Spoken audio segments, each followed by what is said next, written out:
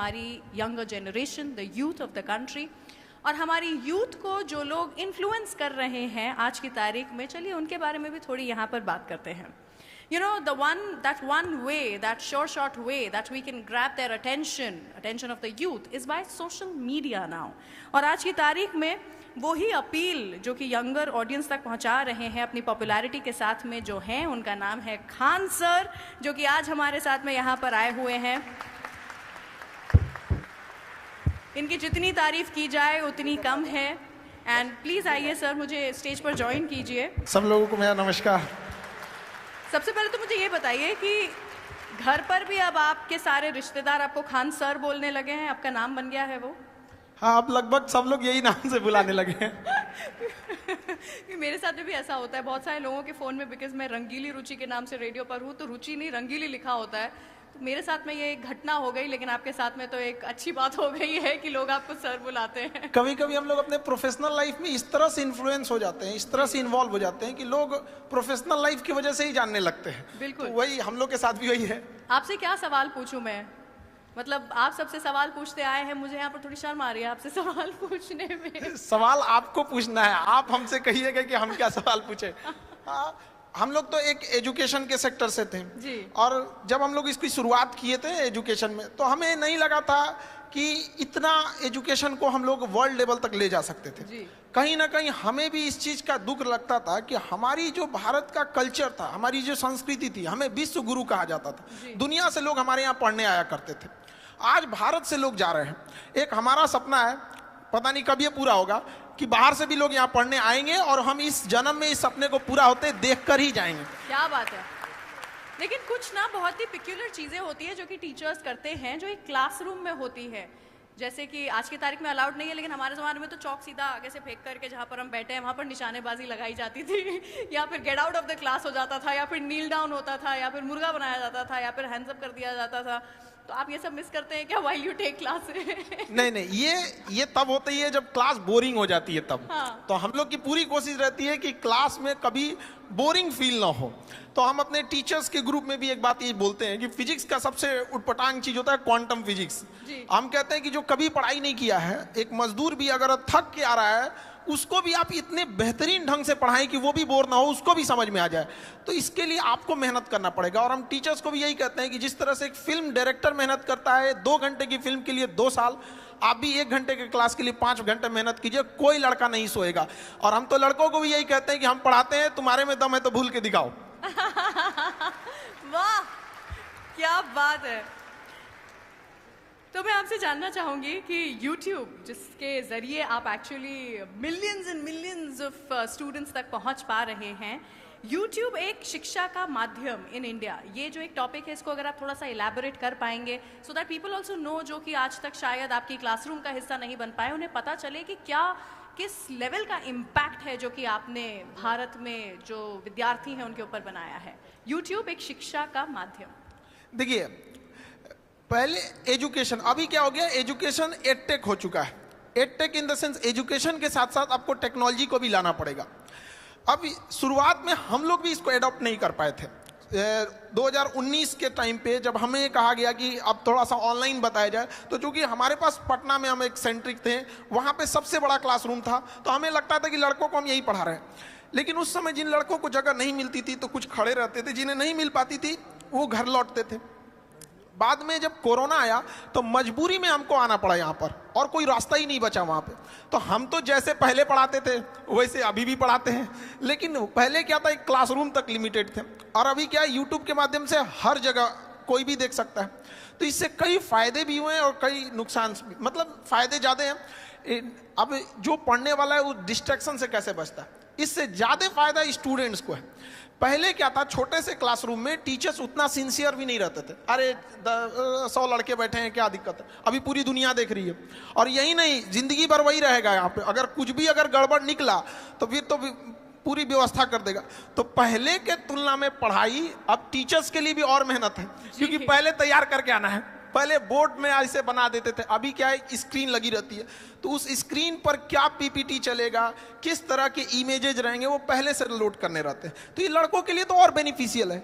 और यूट्यूब की एक खराबी है एजुकेशन के खास करके, यहाँ की सर्वाइवल ऑफ द बेस्ट होगा यहाँ पे, क्योंकि यहाँ ऑप्शन सबके पास है, कोई भी देख सकता है, कंपेयर कर सकता है किसी और से। तो जब तक हम यूनिक नहीं देंगे, सबसे बेस्ट नहीं देंगे, तब तक वो चीजें लड़कों को अच्छी नहीं लगेगी। और हमारी भी कोशिश यही रहती है कि कोई भी टॉपिक पे अगर कोई क्लास हमारा देख रहा है, जैसे लेट सपोज अभी यूक्रेन और ये रसिया चल रहा है यहाँ पे, तो हमारी कोशिश ये रहती है कि उस क्लास को देखने के बाद उसके पास कोई डाउट ना रहे। इट मीन्स कि उस एक बार लेक्चर देख लिया तो उसका पूरा का पूरा सिस्टम पूरी समझ में आ जाना चाहिए। तो यूट्यूब भी एक अच्छा माध्यम है। इसकी एक और सबसे बड़ी खासियत ये है कि सारे लड़कों को शहर में बड़े सेंटर्स पे पैसे की कमी से नहीं बुला के पढ़ाया जा सकता। आज भी गरीबी की वजह से पढ़ाई छूट रही थी। तो ऑनलाइन में ये हुआ कि एक बार सेटअप कॉस्ट है, उस पर कितने लड़के पढ़ेंगे ये कोई लिमिट नहीं है। तो इससे क्या हुआ ना कि हम क्वालिटी एजुकेशन एकदम सस्ते में पहुंचा सकते हैं। हम 6 महीने का कोर्स 200 रुपये में पूरे गांव-गांव तक पहुंचा सकते हैं। और पहले कहा जाता था गवर्नमेंट 100 रुपये देती है तो पब्लिक तक कितना पहुंच पाता है, 15 रुपये की 30 रुपये कितना पहुंच पाता है। लेकिन उतना हम इतना कहते हैं कि हम लोग जितना पढ़ाते हैं उसका 100% गांव के अंतिम छोर तक पहुंचता है। जहां सड़क नहीं पहुंची है वहां भी एजुकेशन एकदम उस क्वालिटी का पहुंच पाता है। ये तो यूट्यूब और ऑनलाइन की फायदा है। आप क्या बात है। ये तो वैसे मेरे सवाल थे, लेकिन वो क्या है, कोई ऐसा मैसेज जो कि आप देना चाहते हैं यहाँ पर आज इस मंच पर लोगों को बताना चाहते हैं, प्लीज बताइए। देखिए, एजुकेशन के सेक्टर में एजुकेशन स्किल, आज के टाइम पे स्किल बहुत ज़्यादा ज़रूरी है। लेकिन हमारा एजुकेशन सिस्टम किस बात पे इंफॉर्मेशन लेते रहो। क्या पढ़ रहे हैं? भारत की राजधानी कलकत्ता से उठा के अंग्रेजों ने लेके गए दिल्ली, वो सबको याद है। 1911 में घोषणा किया, 1912 में लेके चला गया। ये नहीं पढ़ा रहा है कि क्यों ले गया। एक राजधानी बनाने के लिए क्या जरूरत होती है, क्या क्लाइमेट होना चाहिए, क्या कनेक्टिविटी होनी चाहिए। तो एक सिस्टम में जो चेंजिंग लाने की जरूरत थी, अब उसको और जरूरत है। तो ऑनलाइन के माध्यम से ये चीजें थोड़ी सी आसान हो जाती है। दूसरा, हमारे यहाँ एजुकेशन पे ज्यादा फोकस किया गया, जबकि आज का जो 5G का जमाना आ गया है, इसमें स्किल्ड की डिमांड है। तो अभी एजुकेशन में 50% इंपॉर्टेंस हमें एजुकेशन और उतना ही इंपॉर्टेंस स्किल पर भी देना चाहिए, ताकि वो अपने पैरों पे जितना जल्दी खड़ा हो सके। हमें एम्प्लॉय जो करंट एजुकेशन सिस्टम है उसके हिसाब से देखेंगे तो हमें ज़्यादा अच्छे एक एम्प्लॉय मिल पाएंगे, बट एक ब्रॉड लेवल पे थिंकिंग वाली डेवलपमेंट करने की अभी भी ज़रूरत है। एजुकेशन में अब जैसे आज़ादी के इतने साल हो गए, लेकिन आज भी हम लोग स्ट्रगल कर रहे हैं कि क्यों नहीं हम डेवलप हो पा रहे हैं। तो इसमें अगर देखेंगे तो एक बहुत बड़ा मिसिंग चीज़ हम लोग छोड़ते हैं, विमेंस को। गर्ल्स एजुकेशन को हम लोग छोड़ रहे हैं, और मेल जो है उन्हें लगता है कि अपने दम पे अकेले ही देश को लेके चले जाएंगे, और आज़ादी से लेके आज तक वो ट्राई कर रहे हैं। जिस दिन ये हमारे देश की विमेंस और मेंस एक साथ आ गए ना, उस दिन देश को आगे बढ़ने से कोई नहीं रोक सकता है। और जब तक हम उन्हें छोड़ेंगे, हम तो आज तक भी मेहनत कर रहे हैं। तो अच्छा, गांव के शहरी क्षेत्र में ये चीज़ है कि लोग महिलाओं को पढ़ने के लिए भेज देते हैं, लेकिन गांव में अभी भी ये चीज़ें हैं, वो नहीं भेजना चाहते हैं। हमारे यहाँ शुरुआत में जब गर्ल्स पढ़ने आती थी तो उनके गार्जियन आते थे और ये रिक्वेस्ट करते थे कि सर मतलब घर से बाहर है, कोई दिक्कत तो नहीं होना चाहिए। आज लड़कियों की संख्या क्लास में हम लोग देखते हैं इतनी ट्रेमेंडसली ग्रो की है कि गार्जियन लोगों को भी, कई बार हम लोग के पास गार्जियन आते हैं, उन लोग हमसे कहते हैं कि सर यहाँ पे लड़कियाँ पढ़ रही हैं, कोई दिक्कत तो नहीं होने वाला है।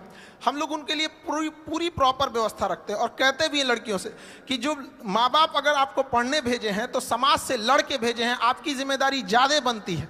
और अगर आप खाली हाथ गाँव लौटिएगा तो आप उन 100 लड़कियों का रास्ता रोक दीजिएगा जिनके माँ बाप पढ़ने के लिए भेजना चाहते थे। इसलिए ज़्यादा जिम्मेदारी से पढ़िएगा।